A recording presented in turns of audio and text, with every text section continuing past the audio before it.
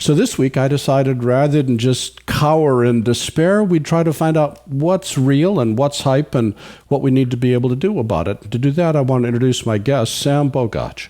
Sam is the founder and CEO of Axle AI. What can we do, if anything, to guard against the encroachment of AI? Or, as you say, do we just have to roll with the punches? It's a tough one. There are real threats and real opportunities here, and the pace is only going to continue.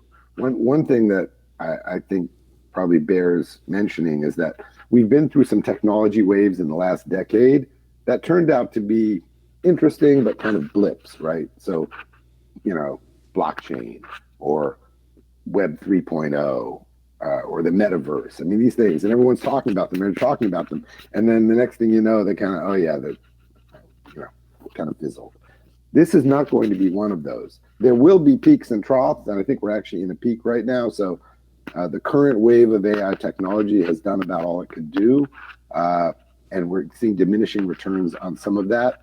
But then the next wave of this stuff is just kicking off, and I think as individual practitioners, whatever you do for a living, and especially if you're in a creative field, you need to look at this stuff as empowering you, because it's going to. There's no doubt, and it's a race. There are several races happening.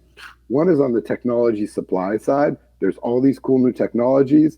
They can either help you do your job better, or they can replace you, or points between those. And then on the demand side, what's really interesting to me is that the world has already changed significantly in the last decade in favor of many more sources and destinations for content.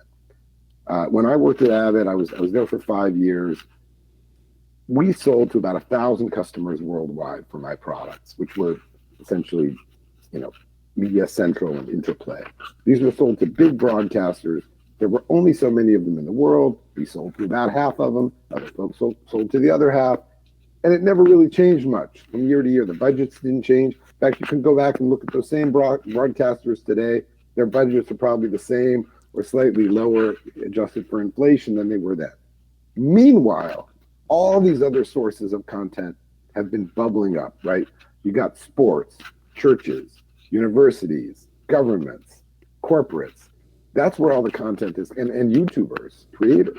All this content is coming from these folks. And it wasn't anything like the level of activity today, 10 years ago, than it is today. So that is where the growth is.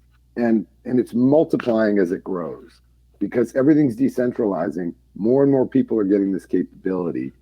And so the race is, on the supply side, you've got to stay ahead of the curve. You've got to learn the technology and make it work for you. And then on the demand side, you need to be looking out for who your next customers are, because there will probably be more of them. They'll probably be smaller. But, instead of like waiting for that one editing job on that big movie, you might have 5 editing jobs for different corporate customers that all need promos posted on social media.